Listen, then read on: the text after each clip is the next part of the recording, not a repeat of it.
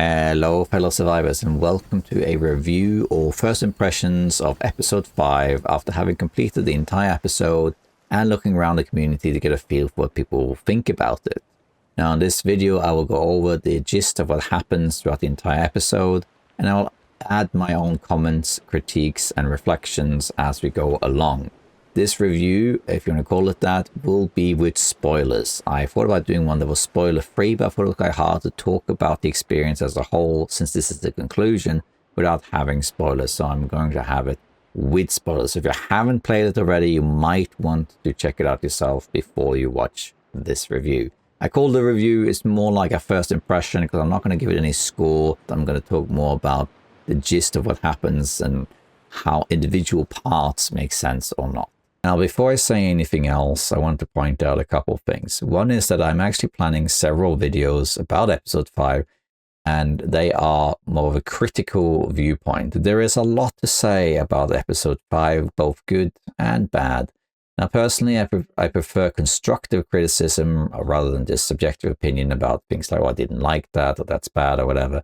And because I'm a scientist, I noticed quite a few things in part 2 of the episode, particularly that was quite strange and didn't quite make sense from a scientific point of view. There are a lot of other things as well that are problematic with the episode. There's also quite a few bugs, but that didn't really bother me that much. And in the end, I can't cover all of it in a review video, so we're going to stick to more the basics of the whole episode and what I thought about it. And we're going to talk more about other things in detail in another video, which will probably be quite lengthy, where I'm going to go into some of it in a lot more detail. But here I'll give you the gist of what my impressions were.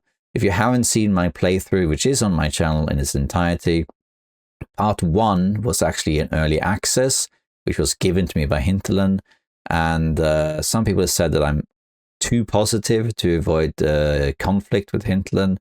And sure, there's probably an implicit bias there that you can't escape, but I have already said that I am going to be openly critical, as long as it's constructive, where it fits, of course. So let's hop into it. Is episode 5 any good? Well, that's a bit of a subjective opinion, isn't it? I enjoyed playing it, for sure. There were quite a few serious bugs. There were a few instances where things didn't really make sense. And there's also a few things that people have criticized that I think is misunderstood, and I didn't find it that bad. And there's a lot of things to talk about there, which we'll get into. But overall, I enjoyed it. Whether it's good or not depends a little bit on who you ask and also what you mean by that. But I thought it was enjoyable to play, and I think that's good enough.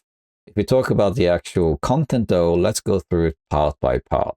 So this episode has 4 parts. Strangely, they're not chapters when all the other ones had chapters. Instead, they're parts. And a lot of people have said that there really should have been 2 episodes. You should have 1 episode with Astrid and 1 episode with Will. So then it would be more roughly the same as in length as the other episodes. I think that probably was something that they had in mind at some point, but because of the idea that they always said there'd be 5 episodes and they had to wrap things up, they just stuck to 1 episode. That would be my guess. But let's go through them part by part, starting with part 1.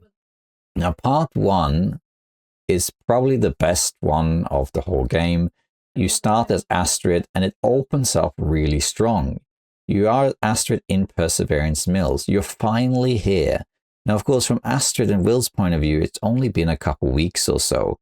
But from your point of view, the player, if you've been invested from the beginning, we're talking up to 12 years of investment here since you first played episode 1, and you saw the sign Perseverance in the bus, and you know Perseverance Mills exist.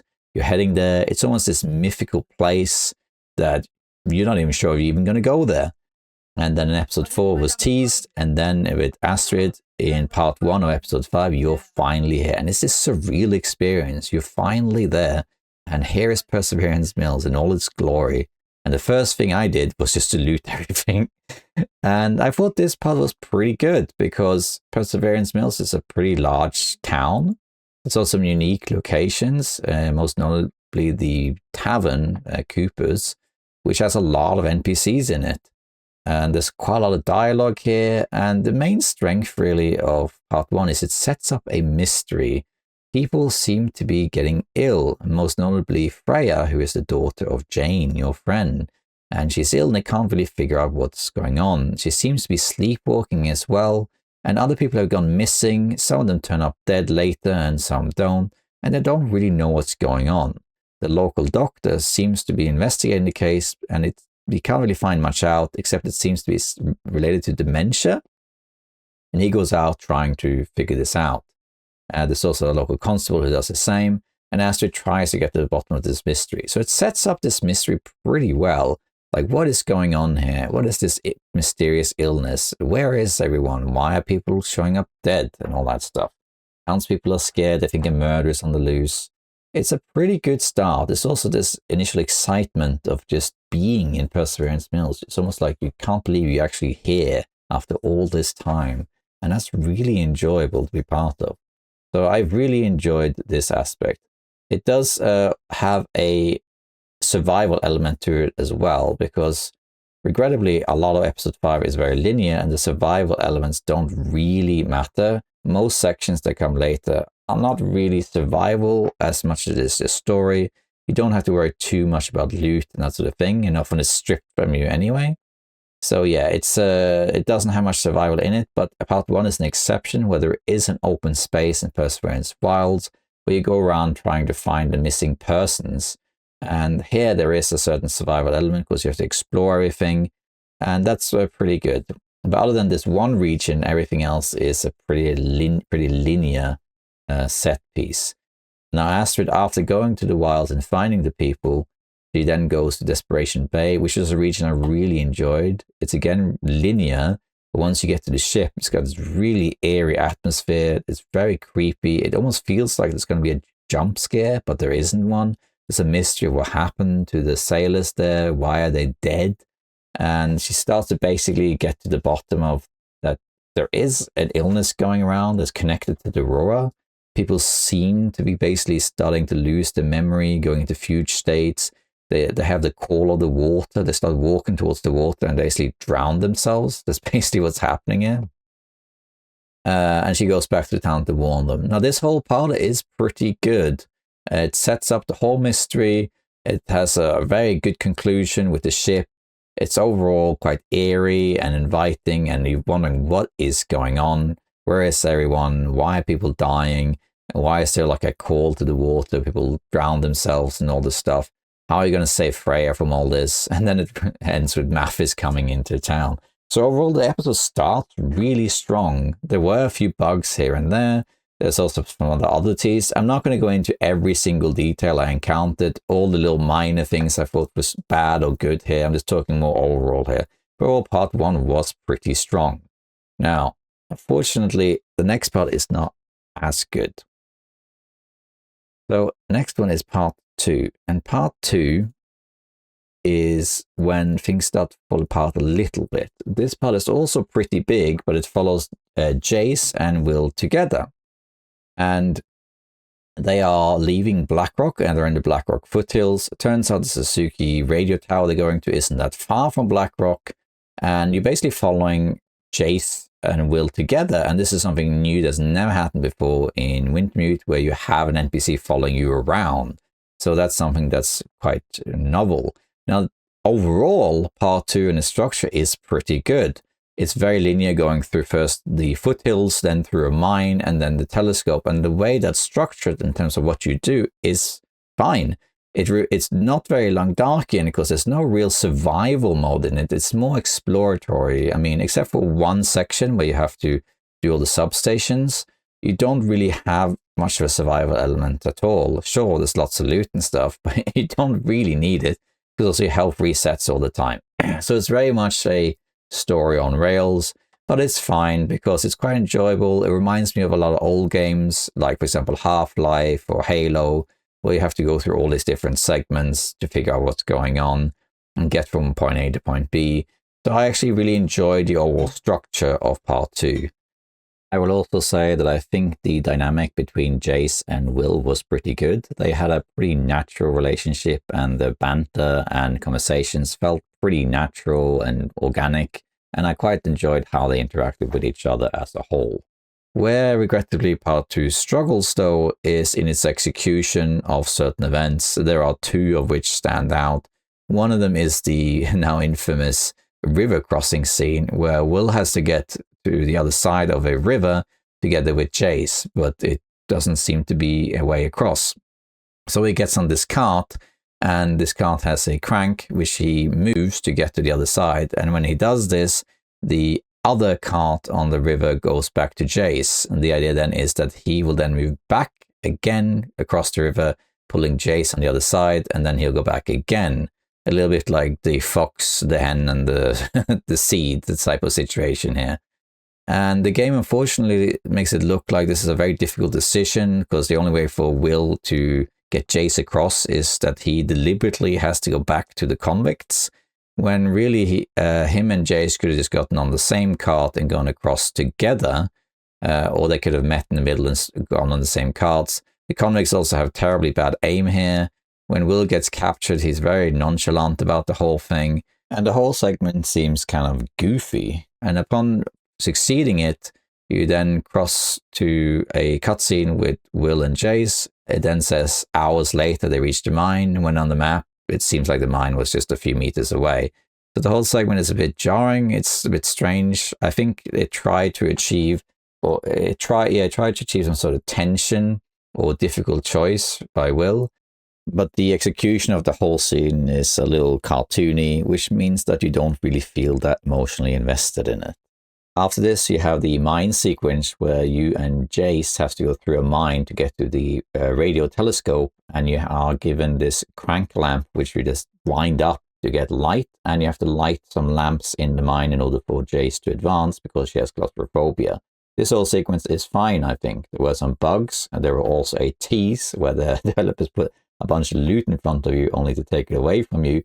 But overall, this was a light puzzle set, and I thought it was quite enjoyable to play through, so I don't really have much bad things to say here.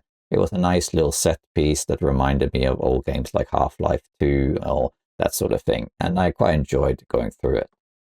Then you have the Suzuki telescope situation. We're finally there after it was first talked about in episode 4, and you meet Dr. Atwood. Here things fall a little bit apart from a logical point of view, because Dr. Atwood doesn't really act like a scientist, which for me as a scientist I found quite frustrating.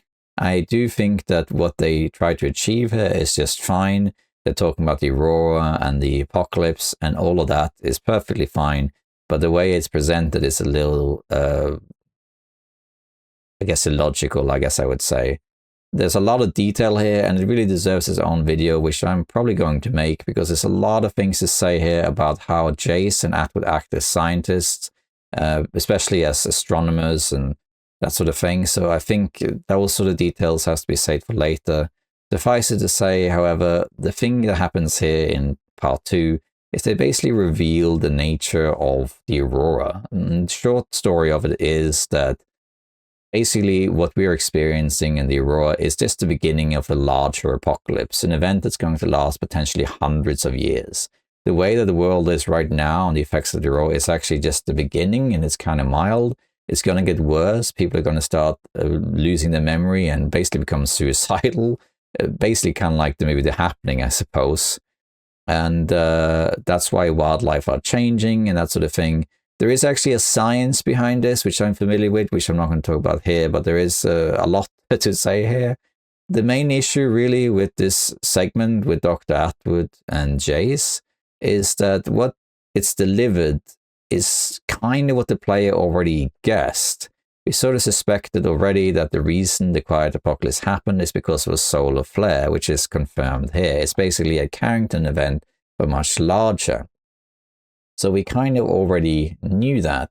It's also very strange that basically Dr. Atwood's, her life work effectively is studying the Aurora and the work of this man called Edmund Wintermute. When you tell her the word Wintermute, she says she hasn't heard that in a long time, as if it's something old and forgotten. But isn't that what she was studying there in the first place? So that's a little bit confusing. This whole exposition is also very long. I will say, however, that the way this is presented is very well done. The visuals here are astonishing.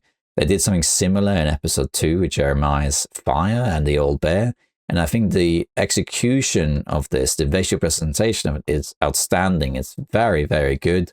And that's something I'd like to point out in general about The Long Dark, including Wintermute in episode 5, that the artwork is fantastic. There's actually a new loading screen that was added with episode 5, which states that Hinterland is against a generative AI, which means that everything you see is handcrafted by artists at their studio.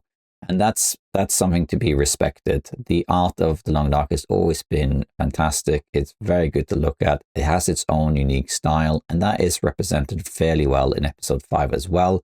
So despite the length of this sequence, the art involved in it is very, very good. And the same goes for sound design in the game as well. So kudos to that aspect for sure. Now, with regards to the sequence, a lot of people have complained that it's too long, and it is kind of true. It does drag on a little bit, and it could definitely have been presented in a more concise way. However, as I will probably talk about in another video, there are elements of this exposition that are relevant to the ending of the episode that I think some people have missed. There's a lot of details here that matter for the overall story, but I can nevertheless see where people are coming from. This is very long. After you have all of this stuff, you had the Perseverance Mills, but I'm kind of jumping ahead here because you basically have 2 exposition scenes. One is before the substations, one is after. Basically, after you first meet Dr. Atwood and talk to her and Jace a little bit, they send you out to repair these substations, which is one of these kind of like sort of not fetch quests, but activation quests. And you have to go around, and there's actually a timer here. And you have a shotgun, which is great. It was kind of difficult to use initially, but it's a great little new piece of equipment that you can use to hunt wolves. There's new stims as well. Overall, it was it was kind of like a fun little segment. You also encounter what is effectively super wolves that have elements of all kinds of wolves here. They kind of like act like timber wolves, but also poisoned wolves, as well as regular wolves. They're very fast. So that was kind of challenging, actually, and I quite enjoyed the sequence despite how linear it was. I actually thought this was quite enjoyable. At the end of it, there's a cougar, which I just assumed you had to kill, so I killed it, but actually that was an optional thing, apparently. So there's that. And then after this, you go back to the Suzuki Radio Telescope. You do a quest sort of thing for Jace to help her collect data, and it's a very Half-Life-y feeling here, where you have to help her get all the equipment sorted so you can capture the data. And that was fine. I thought after this, you have the very lengthy exposition that everyone's talking about, and you learn about the nature of the Aurora. And a lot of what stuff that's said here is stuff the players already knew. They already knew that this was, or suspected that this was a permanent thing. It is an apocalypse, right? It's the end of the world, and it's connected to the Aurora. Exactly how it's connected to the Aurora wasn't really that relevant because it's just a gimmick. It's an artifact of the world. And it must be said that the world building of The Long Dark is absolutely fantastic. The idea that you have changing wildlife, an aurora that ignites electricity that's otherwise dead, all of this stuff, the world building of The Long Dark is phenomenal, and that extends into Wintermute. It is very, very good. That is one of the major strengths of The Long Dark as a whole. The world building is just absolutely astonishing. And most of the things in the game, including in survival mode, make sense within the context of what the game is trying to set out. So it's very good from that point of view. However, in terms of explaining that it's the end of the world and an apocalypse, I mean, we kind of figured that was already the case. The main takeaway, however, that's different from what we suspected and the now Wintermute story is that Dr. Atwood reveals this is basically a lengthy apocalypse, a dark age, aka the Long Dark, which could last for up to several hundred years. It's basically a super solar flare that basically destroys everything electronically, affects wildlife and behaviors, and it's a dark age for humanity we just gotta get through. So that's something new. Basically, she's saying it's going to get worse, and therefore we have to take shelter, we have to take precautions, and we just have to get better at surviving effectively. That's the main takeaway here. So that's basically part 2. It is well structured, I think. It is interesting to play. There are some issues with the exposition and also some scenes, especially the river crossing, and there are some that could left a lot to be desired. After this, we move on to two other parts which are much shorter in length. Part 3 is just one region, which is Astrid again. So in part 3, you encounter Mathis back in Perseverance Mills. His son Donna, which was a big plot device in episode 4, is dying and he wants Astrid to save him. But there's internal bleeding. Astrid has to go and get a trauma kit at a search and rescue station. Here you have to actually drive a train to get there, which is something completely new. And it was a lot of fun to do this. And this is one of those things that a lot of people really like this segment, despite how they feel about everything else. And that was very enjoyable to play. Astrid, for once, is actually very happy. She kind of laughs as she breaks through some snow. So there's a moment of gleefulness in an otherwise gloomy world.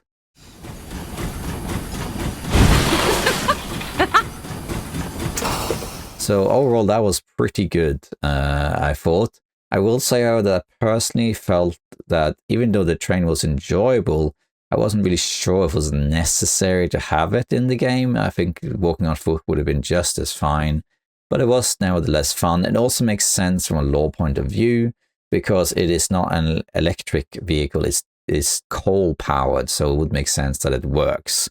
So that was pretty good. One more thing about the train sequence I just want to point out. It might just be my opinion, but narratively speaking, I think that the train journey should actually have been in part 1 rather than part 3 because of the nature of the gameplay involved in part 3 and 4. If you think about it, once you enter part 3, there isn't much survival element at all left. You just play as Astrid predominantly on this train, and then in part 4 you have the stealth mission. So the survival aspect is kind of absent. If instead, in part 1, the road to Desperation Bay was by train, for example, by the train tracks connecting to the port where ships usually would dock in Desperation Bay, that would make more sense because then you have investigation and open world survival in Perseverance Wilds, and then that's broken up with a train journey. Then when you get to part 3, now Astrid has to go on foot to the search and rescue mission, and now you have another sort of normal survival-ish sort of journey. And then it doesn't seem so jarring when you then suddenly transition to a stealth mission. So narratively speaking, I think the train journey, even though it's very good and fun, should actually have been in part 1, and the journey on foot should have been in part 3.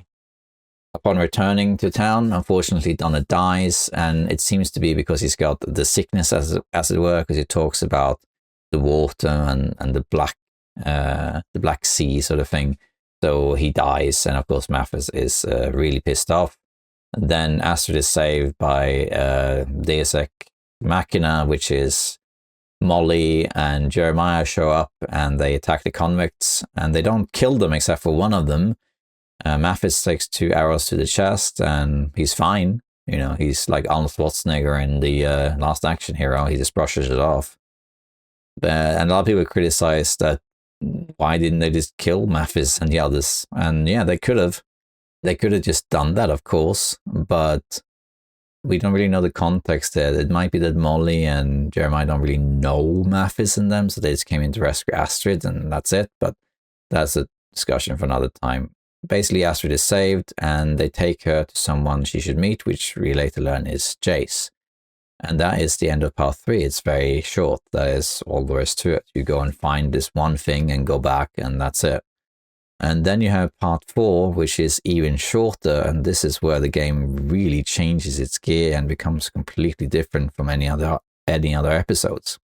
What happens in episode 4 is you again play as Will, and now Mathis and the convicts have taken over the town, and they're burning it down. They're actually planning on killing everyone inside the Cooper's Tavern, like they did in episode 1. So it turns really dark really fast. It also sets up that Mathis is not trustworthy because he did say he was going to hurt Astrid's friends if she didn't do what she was told, and she did comply, and he's still doing it. So there's that, and the whole town is on fire, and now you have a stealth segment. In principle, this is fine, but it is very janky. The prisoners seem to have very short vision. Despite having torches, they can't really see you even when you're pretty up close. It's kind of hard to navigate. I took the route I thought was the right one, but a lot of people have said in my comments I took a completely different route. So in this chapter, Will makes his way through the town to Jane's house, where he is caught in a fire and rescued by Jeremiah. And then that is basically that whole sequence. After this, we get basically the ending of the game. So the last time you actually play is just this one burning town sequence, and the rest is the ending. After this, there's only a brief section where you control Mackenzie as he walks up to Perry's hut, but that is pretty much it and the end of the gameplay. Now, with regards to the ending itself, it has been discussed significantly among the Long Dark community. Long story short, Astrid and Will finally reunite after all this time. For them, it's several weeks, but for us, it's years. And finally, they are together again, amazingly. However, this is short-lived. He gives it a hard case, and then he says he's got one more thing to do. And then they leave, and he goes by himself back to Perseverance Mills and up to, I want to say Travis, but it's actually not Travis. It's Terry, I think his name is. I was confusing with Fallout. Anyway, he goes up to that guy's a radio station and he broadcasts a message. And basically what he's trying to achieve is to send an emergency signal around while the Aurora is active to warn everyone about what's going to happen. He then sits there and basically loops this message so everyone can hear it until the Aurora ends. And then his plan is to go back to the bunker and meet Astrid and the gang. But he basically falls asleep and Mathis catches him and then they take him to the Suzuki radio tower. There's a big standoff here where basically the bunker is on a timer. Once the door's shut, it will not open again for a while, in this case 500 days. And Mathis is threatening to kill Will unless they are let in, which of course they can't do. They can't let the prisoners in. So basically what it ends up with is that Will accepts that this is his fate. He has to stay out there in the wild to survive. He has to be with Mathis and the gang as long as Astrid and everyone else is safe, and he hopes to see them again in the future. They close the gate or the bunker, and Astrid and them are shut inside while Will is in the wild. Will says that he basically is up for following Mathis around as long as he can go back to Milton and bury Greymother. And then we see a cutscene of what's basically the epilogue, where the other characters, most of the town, it seems, are in the Suzuki bunker, where there should be supplies for a while. They also vaccinated against the sickness, which is what's in the case is an experimental Alzheimer drug, which makes kind of sense in the nature of things. We then see Will, who sees Methuselah for the last time, and Methuselah waves goodbye to him as Will transcends into his new role in the post-apocalyptic world. And that's it, really. So what is it to say here? There's a lot to talk about with the ending, and a lot of people hate it. It's very different from what I predicted. I thought that there would be some sort of showdown in Perseverance Mills, which is basically what happened. And that Mathis would die, and then Astrid and Will would leave. And that's not at all what happened. Instead, Will is basically stuck out in the wild, and he is forced to be with Mathis's crew, which he seems to accept. And yeah, that's just what happened here. Astrid is in the bunker helping the other townspeople out, and it just is a very different ending than we expected. It does, however, make some sense because it sets up some events for Blackrock. Not Blackrock, my mistake. Black Frost, my bad. Now, there is a lot to say about the ending. I'm actually not going to talk that much about it here. Is it a good or bad ending? I think that's completely someone's own opinion. For me, it was certainly an unexpected ending. It was not what I expected at all. But I don't really mind it in the sense that, you don't have to have a good ending to a story. It's not what I thought it was going to be, but at least it's different. We could talk a little bit about how some of the choices made by the characters don't make any sense. And we don't know how Mathis and them knew they were even up there, and how does Mathis even allow Will to live. And there's a lot of things to say about what the choices the characters make. But that doesn't necessarily make it a bad ending. In fact, I think there's a lot to say about the symbolisms of this ending, but it's too much to cover in this review. Suffice to say, it's perfectly understandable that a lot of people didn't like the ending because it's not what they expected at all. Astrid and Will only reunite for what seems like seconds after all this time, and they would have liked Will and Astrid to be together, and a criticism that's completely understandable. So yeah, I can totally see that. It's hard to really decide what to even say about this ending because it's so different. It basically means that people are surviving in a bunker for a long time while Will is out surviving in the wild with Mathis and the gang. And yeah, it's a strange ending, but I don't think it's necessarily a bad ending. I think it's perfectly fine. I do agree that the way we reached that ending was a little questionable. There were some decisions made by some of the characters that seemed kind of odd or shoehorned in, and that's something we can talk about in the critical analysis. But for the sake of this review, I will say that the leading up to the ending is a little confusing, but the actual ending is fine. The execution of the ending is a little jarring and could have been done a little bit better to make it a little bit more reinforced and streamlined. That said, though, this is basically the canon ending. Rafa said he's not going to change it no matter if we would like it or not. And of course, that's fine. It would be strange to retroactively change an ending. And we've been here before in Mass Effect 3 when that came out. A lot of people absolutely hated that ending and even wrote petitions to have the game officially rewritten and have their refunds and all this stuff. I actually really liked Mass Effect 3's ending. That's a whole nother story. But yeah, long story short, the ending is basically the main subject of contention with this episode. There is a lot to say about it, and I can totally see both viewpoints, that it's both good and it's bad. And in a way, it then achieves what it's supposed to achieve. It achieves discussion. We talk about it, whether we hate it or not, which means that it's something that's lasting. Even if you think it's really bad, at least you form an opinion on it, and people are talking about it and discussing it and analyzing it. So there's that.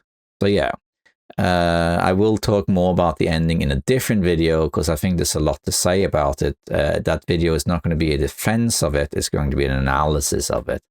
Overall, what can we say about the episode? I personally thought it was a good episode. There are bad things in it for sure, in particular in part 2, which is probably the weakest one in terms of execution and logic, even though the structure is good. But it was enjoyable to play. I enjoyed it. Near the end, I was kind of hoping to get to the end to kind of figure things out. There are some, there's a lot of good things to say in terms of the set pieces and the atmosphere, particularly in part 1. I thought it was very enjoyable, very mysterious, and I really enjoyed it, to be honest.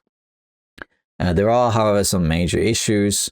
Some of the things don't really follow any sort of consistency. You know, sometimes we have loot carried over, sometimes we don't. The river crossing scene doesn't really make much sense. Some of the exposition to do with Wintermute and the Aurora is also a bit strange and could have been done better. There's a lot of stuff at the ending which is very weird, like Will just suddenly shows up and he's just there. And Astrid also is saved just miraculously by Molly and Jeremiah. Mathis is fine despite having 2 arrows in him. We don't really know what happened to Dr. Larson, although it's implied he's one of the people we found. There's a lot of little loose ends and that sort of thing. So there are problems with this story for sure. But overall, it was enjoyable. Is it the best episode? No, I don't think so. It's probably the best produced episode because they made so much new stuff. There's a lot of regions here. There's new mechanics, new characters, new cutscenes. The visual execution, as well as the sounds, of course, is phenomenal here. It is a very well produced episode. In terms of the story, it's hard to say. I think I actually really like episode 3 the best. So I don't think necessarily the best episode in my opinion, but it is a very well made episode. Overall, it's hard to give this episode a rating. Personally, I encountered quite a few serious bugs, but again, I'm not that bothered by the bugs because I assume they'll be fixed.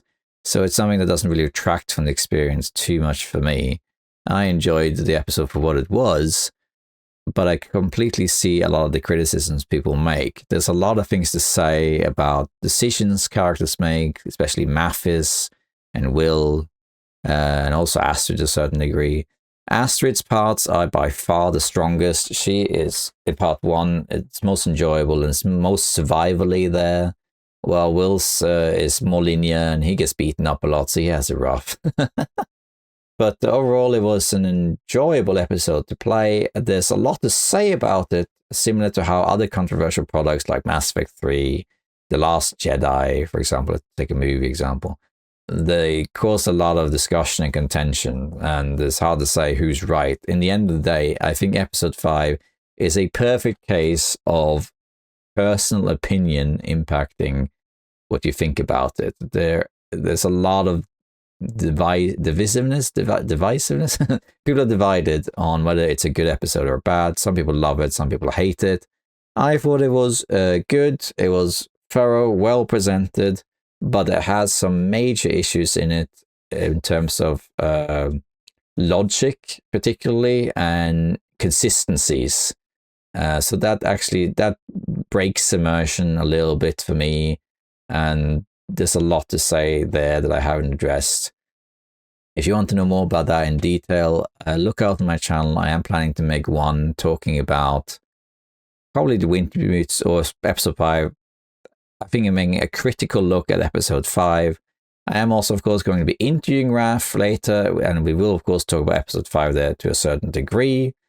And I also am thinking about talking about the ending and having an analysis of that. There's so much to say about this episode, like a lot to say, and it's hard to conclude whether it was good or bad, but a lot of it is also novelty. It's that finally the episode's there, finally you can play it, and it's great to finally wrap up the story, even though it didn't play out the way we pictured it. At the end of the day, we can't really have an ending that we personally want. We have the ending that the creator has made, and we have to make the best of that as we see fit. And that's where we're completely justified in saying that we personally thought the ending was terrible or we thought it was good.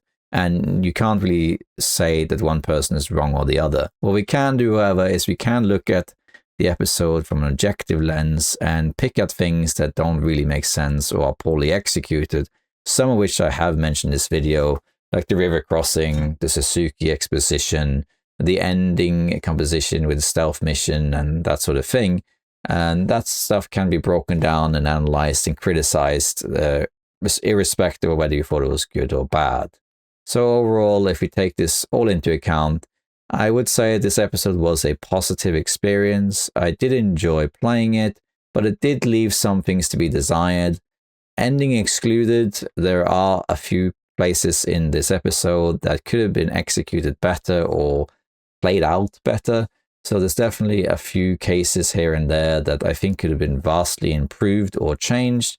But overall, it was an enjoyable experience. And the fact that the ending is so controversial is just, for me, just something that's interesting because people talk about it. And I'm very interested in seeing the narrative of this sort of thing. And yeah, that is basically it. So that's my review, if you want to call it that, of episode 5. That's what I think about it. I most likely will change this opinion a little bit over time because I've only played it once and that's it. I probably will play it again, of course, to get the rest of the achievements. I will, of course, do a walkthrough. I'm going to do some breakdowns. The discussion on episode 5 is not over. It's quite possible I'll revisit this video in the future and say, actually, I'm wrong. The episode is better or worse than I thought. I don't really know. We have to see. But these were my first impressions of it. I'm happy to hear anything you have to say. Please leave in the comments what you thought. You're free to completely disagree with me and say this episode was completely trash or that you thought it was a masterpiece. No opinion is wrong and all are welcome here. And I'm happy to see what you think. Please let me know in the comments. And please, if you'd like to know more about this, stay tuned on the channel. There are some more videos in episode 5 coming, including at least one, maybe two, that's going to have a more critical look at some of the key points in this episode where I think things fall apart a little bit. And there's a lot of science elements to be added in, but there's also some logic elements here and there. And yeah, I think that yeah, this was great to be part of for sure. It's a history of the Long Dark, and I really loved being part of it. Now that it's over, let's sit back and look at the picture as a whole. At the end of the day, this episode is a video game, and video game is art, and the creator of that art has a goal or vision in mind, and that has been executed here. Whether we agree with it or not is not really the question at hand. What matters is the experience we personally have when we play the game, for good or for bad. And even if you don't like it, it creates discourse, doesn't it? That's what art does. And that is certainly something episode 5 has achieved. The other episodes have been a bit more easygoing there. A lot of people didn't like episode 4, for example, and a lot of other things in the other episodes people didn't like. But overall, it's been generally positive experience. People are more unified. But here, people are very divided, and people have a lot more to say. And honestly, that's what art is. It's discourse.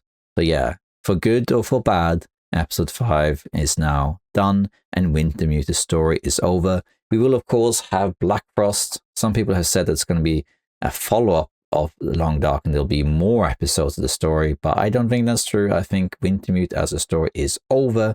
There is no more to say. However, there is, of course, Black Frost or The Long Dark 2 coming out later, and it's set in the same world and about a year later after the events seen here, which means that, of course, people have survived and things continue. I personally think that Black Frost will be a completely different set of characters, completely different story, and it only ties into the Long Dark one thematically. It's possible that characters like Will and Mathis will appear, but they are not major characters, I believe. I think it's a whole new thing set in the same universe and the same, well, hemisphere, I guess. And that's just my opinion, though. We'll see if that's true. But yeah, that's it. That's my viewpoint of episode 5. Feel free to share in the comments what you think about it, for better or for worse. Happy to hear people's opinion, and stay tuned for more content where we delve deeper into this episode and everything about it. All right, fellow survivors, that's it for now. Bye-bye.